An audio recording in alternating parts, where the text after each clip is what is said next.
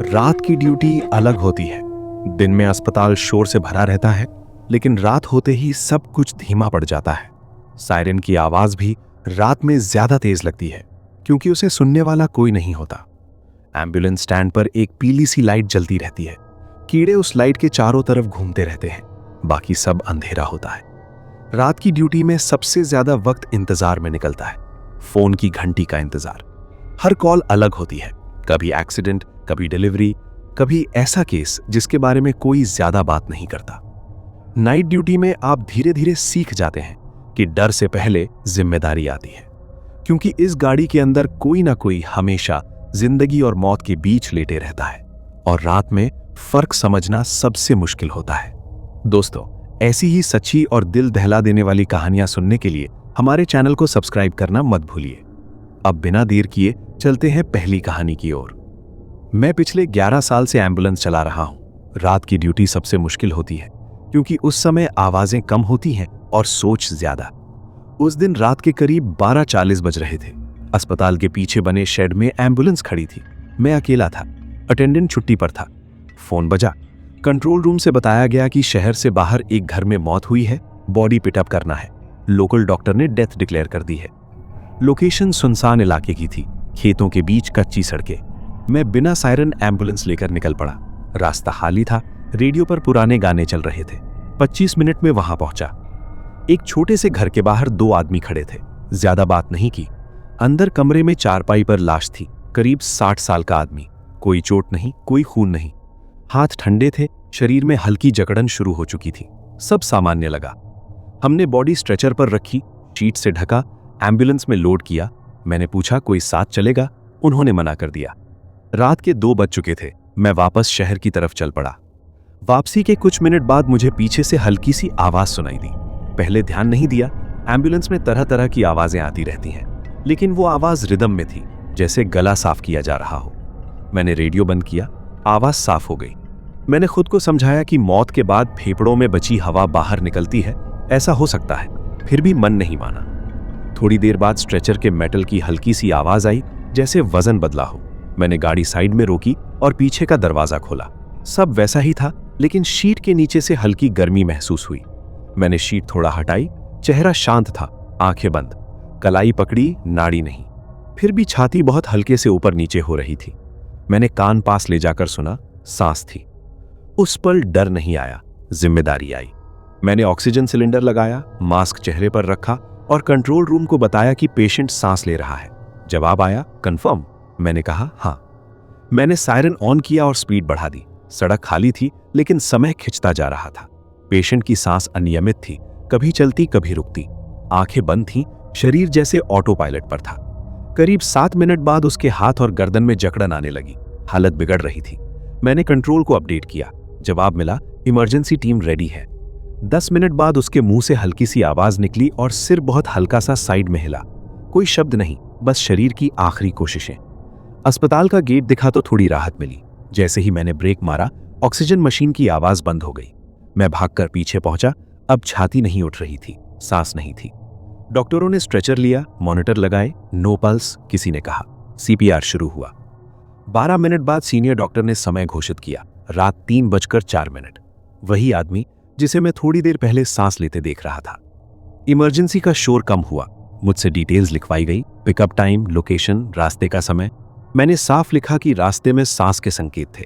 Clerk ने पढ़ा और उस लाइन पर हल्की सी काट मार दी। बोला, सर ने कहा है, रहने दो। थोड़ी देर बाद लोकल डॉक्टर भी आ गए, जिन्होंने मौत घोषित की थी। सीनियर डॉक्टर ने उनसे पूछा, स्टेथोस्कोप लगाया था? जवाब मिला, रात थी, परिवार घबराया हुआ था, कोई मूवमेंट नहीं दिखी। किसी ने बहस नहीं की। रिपोर्ट बंद हो गई। कागजों में वो आदमी पहले से मरा हुआ था। रास्ते की सांस कहीं दर्ज नहीं हुई। एक नर्स ने बाद में धीरे से कहा, ऐसे केस आते रहते हैं। Deep unconscious state. रात की ड्यूटी में रिसोर्स कम होते हैं। कोई दोषी नहीं था, सिस्टम थका हुआ था। मैंने नौकरी नहीं छोड़ी। अगली रात फिर ड्यूटी थी, लेकिन एक चीज बदल गई।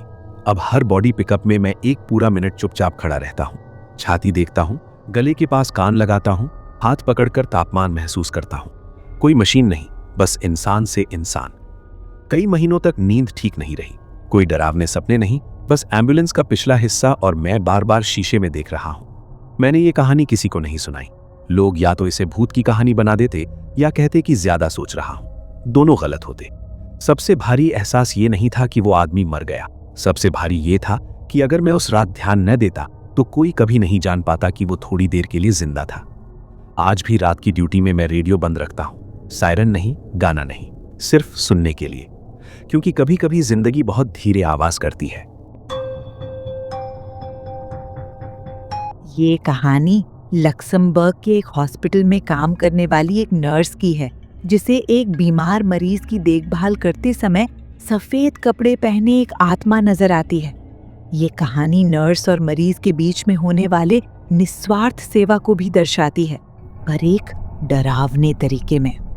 ये बात आज से 10 साल पुरानी है, जब मैं एक ऐसे अस्पताल में नर्स की नौकरी करती थी जहां बूढ़े और लाचार लोग अपने आखिरी दिनों का इंतजार कर रहे होते थे। ज्यादातर मरीज बिस्तर पर ही पड़े रहते थे, धीरे धीरे अपनी मृत्यु की ओर बढ़ते हुए, जैसे नींद और बेहोशी के बीच कहीं अटके हों। मैं उस रात की ड्यूटी पर थी, अपनी सबसे प्यारी सहकर्मी दोस्त के साथ। हम दोनों साथ में काम करना पसंद करते थे, जैसे दो चुपचाप जागते पहरेदार किसी मरते हुए किले में। सोचिए, पूरे अस्पताल में 120 मरीज और सिर्फ हम 2 स्वस्थ इंसान। हाँ, उनमें से कुछ अब भी अपने काम खुद कर सकते थे, लेकिन फिर भी वो इमारत, वो रात, कुछ तो अजीब था। रात के 3 बजे से सुबह 5:30 बजे के बीच हमारा सबसे अहम चक्कर होता था। डायपर बदलना, दवाइयाँ देना, पानी पिलाना। उस रात 2 वार्ड बचे थे। हम दूसरे वार्ड में घुसे ही थे कि एक अजीब सी आवाज सुनाई दी। एक औरत की आवाज, तेज और साफ, लेकिन उसमें कुछ रुकावट थी, जैसे पुरानी रेडियो फ्रीक्वेंसी हो। मगर जो बोला जा रहा था वो समझ नहीं आ रहा था। मैंने अपनी साथी से कहा, सुनो जरा, कुछ गड़बड़ लग रही है। उसने कान लगाया और बोली, अजीब है, लगता है जैसे किसी ने टीवी या रेडियो ऑन कर दिया हो। मैंने धीमे से कहा, पर स्टेफनी, यहाँ कौन ऑन करेगा? ये मरीज तो हिल भी नहीं सकते, और ये आवाज किसी बंद कमरे से नहीं आ रही। ये तो बिल्कुल पास से आ रही है, जैसे कोई हमारे पीछे खड़ा हो। उसने मुझे देखा, थोड़ा गंभीर, थोड़ा डरा हुआ चेहरा, और बोली, सही कह रही हो, लेकिन चलो काम पूरा कर ले। हम आगे बढ़ते रहे, कान वहीं टिके रहे, और तभी आवाज एकदम बंद हो गई। एक पल के लिए मैं ठिठक गई।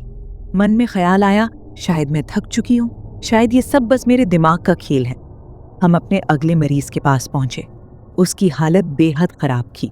पूरा बिस्तर, उसके कपड़े, यहाँ तक कि उसका शरीर भी सब गीले मल से सना हुआ था।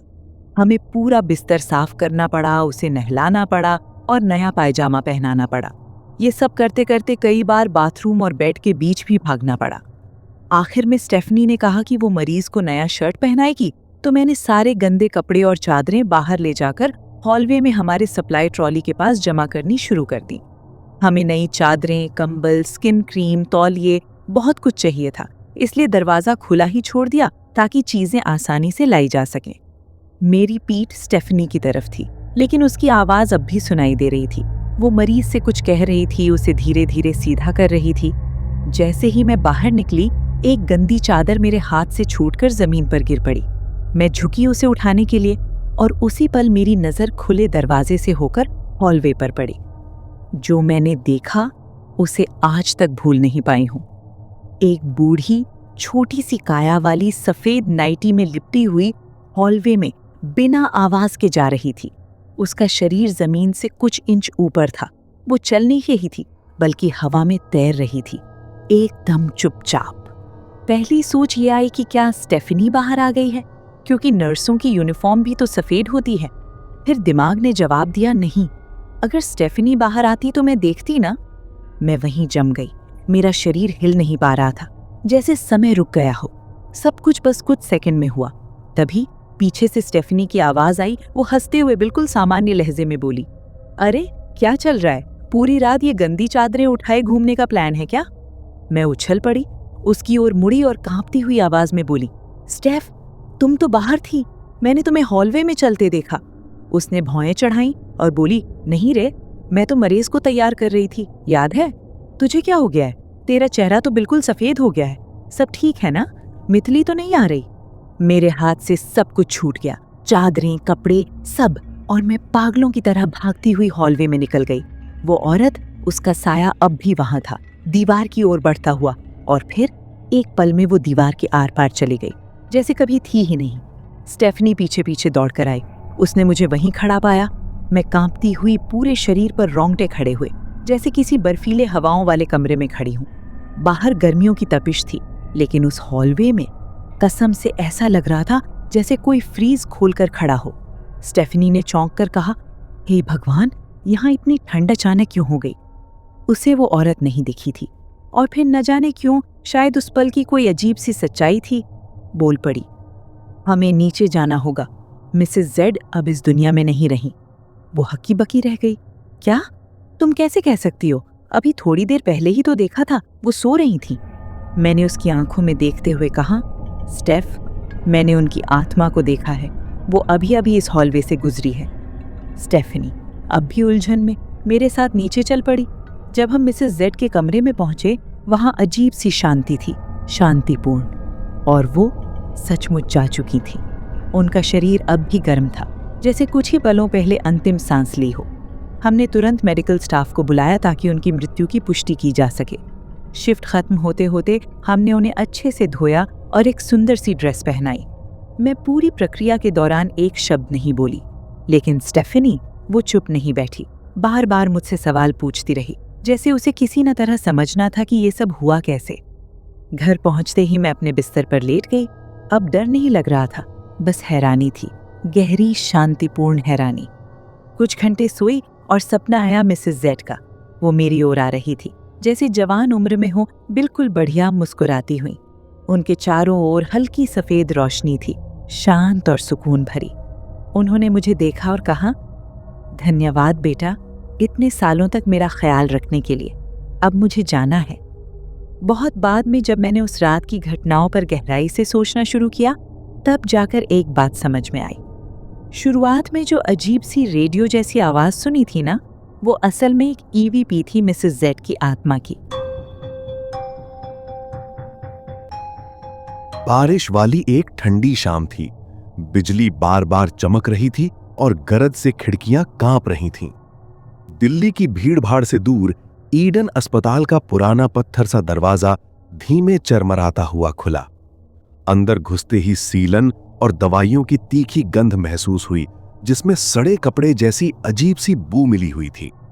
दीवारों पर टंगी बहुत पुरानी तस्वीरें बिजली की चमक में ऐसे लग रही थीं जैसे पलक झपकते ही जिंदा हो जाएंगी। डॉक्टर रिया की ये अस्पताल में पहली नाइट ड्यूटी थी। रेनकोट उतारते ही उनका स्टेथोस्कोप बर्फ जैसा ठंडा लगने लगा। रिसेप्शन पर बैठी एक बूढ़ी नर्स ने कांपते हाथों से लॉकर की चाबी दी और धीमी आवाज में बोली, रात को लिफ्ट का सबसे नीचे वाला बटन मत दबाना, वो जगह बंद है। नर्स की आंखों में डर साफ दिख रहा था, लेकिन रिया ने बस हल्की सी मुस्कान दी और आगे बढ़ गई। कार्डियो वार्ड का लंबा गलियारा सुनसान था। पीली ट्यूबलाइट बार बार झपक रही थी और छत से पानी टपक रहा था। फर्श पर पुरानी व्हीलचेयर के निशान ऐसे थे जैसे किसी ने उन्हें घसीटा हो। तभी रिया के कानों में धीमी सिसकी गूंजी। रिया ने पीछे मुड़कर देखा, लेकिन वहां कोई नहीं था। सिर्फ फर्श पर गीले पंजों के निशान थे जो सीधे मुर्दा घर की ओर जा रहे थे। उसने खुद को संभाला और ड्यूटी रूम पहुंच गई। रात के 11 बजे इमरजेंसी फोन टन टन करके बजा और अचानक कट गया। स्क्रीन पर एक नए मरीज की एंट्री आई। नाम रुक्मिणी, उम्र 25 साल, बीमारी अजीब बुखार। खास बात, ऑपरेशन मत करना, ये पहले ही मर चुकी है। फाइल पर डॉक्टर कुणाल के साइन थे, वही सीनियर डॉक्टर जिनकी अस्पताल में बहुत इज्जत थी। रिया का दिल तेज धड़कने लगा और वो सीधे आईसीयू की तरफ बढ़ी। आईसीयू में रोशनी और भी कम थी। मशीनें धीमी आवाज में बीप कर रही थीं। बिस्तर पर रुक्मिणी लेटी थी, चेहरा पीला, आंखों के नीचे गहरे काले घेरे। उसके पैर के पास बंधी पर्ची पर लिखा था डिसीज्ड। रिया ने उसकी नब्ज टटोली। नब्ज चल रही थी। अचानक मशीन की लाइन सीधी हो गई। पी। फिर अचानक धड़कन दोबारा दिखने लगी। रुक्मिणी की पलकें हिली। तभी रिया के कान में किसी ने फुसफुसाया, ऑपरेट करो। वो पलटी, लेकिन पीछे कोई नहीं था। डरी हुई रिया डॉक्टर कुणाल के ऑफिस पहुंची। दरवाजा आधा खुला था। अंदर से धीमी हंसी की आवाज आ रही थी। कुणाल कुर्सी पर बैठे थे, लेकिन उनकी आंखें अजीब तरह से काली लग रही थीं। टेबल पर एक मोटी लाल डायरी खुली थी जिसके पन्ने अपने आप पलट रहे थे।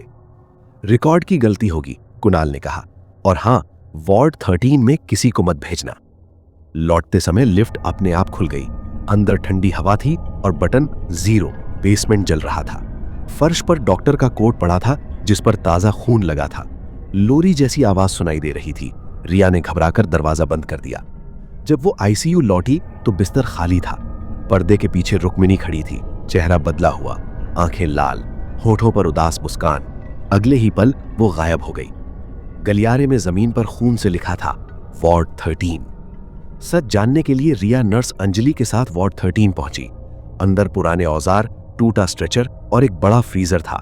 फ्रीजर के शीशे पर अंदर से हाथों के निशान बने थे। तभी डॉक्टर कुणाल और 3 मास्क पहने डॉक्टर अंदर आए। रिया, तुम्हें खुद ही आना था, कुणाल बोला। अचानक फ्रीजर खुला और उसमें से रुक्मिणी बाहर आई। उसने रिया की ओर देखा और इशारा किया, भागो। तेज ठंडी हवा चली, औजार हिलने लगे, लाइटें बुझ गईं। मास्क पहने डॉक्टर डर के मारे भागे, लेकिन दरवाजा बंद था। कुणाल कांपते हुए बोला, ये मेरे बस में नहीं, किसी ने उसे जगा दिया। अलार्म बजा, पुलिस पहुंची। रोशनी होते ही सब गायब थे। सिर्फ जमीन पर लाल पानी और एक पुरानी फोटो मिली। ऑपरेशन थिएटर में कुणाल और रुक्मिणी। अगले दिन अखबार में खबर छपी, ईडन अस्पताल के वार्ड 13 में रहस्यमयी घटना। कुणाल को निकाल दिया गया, वार्ड 13 सील कर दिया गया। रिया ने नौकरी छोड़ दी। जाते समय उसने फिर वही लोरी सुनी और किसी ने कान में कहा, कहानी अभी खत्म नहीं हुई है। फर्श पर पानी के निशान फिर से वार्ड 13 की तरफ जा रहे थे। शाम 2:30 बजे का वार्ड, अस्पताल की वो रात। शहर के बाहर जर्जर हालत में खड़ा था सेंट मेरी हॉस्पिटल। कभी ये शहर का सबसे बड़ा और भरोसेमंद अस्पताल हुआ करता था, लेकिन पिछले 15 सालों से इसे बंद कर दिया गया था। सरकारी रिकॉर्ड में लिखा था, आग लगने से अस्पताल पूरी तरह नष्ट, सभी मरीजों की मृत्यु। लेकिन लोकल लोग कुछ और ही कहते थे। वहां आज भी ऑपरेशन होते हैं। रात 2:30 बजे अगर कोई अंदर गया तो जिंदा नहीं लौटा। नई नर्स अनाया को नौकरी की सख्त जरूरत थी। जब उसे कॉल आया कि सेंट मेरी हॉस्पिटल दोबारा खुल रहा है तो उसने ज्यादा सवाल नहीं किए। पहला ही दिन था, रात की शिफ्ट। घड़ी में समय था 1:45 AM। पूरा अस्पताल अजीब तरह से शांत था। न कोई मरीज चिल्ला रहा था, न कोई स्ट्रेचर की आवाज, न कोई डॉक्टर की भागदौड़।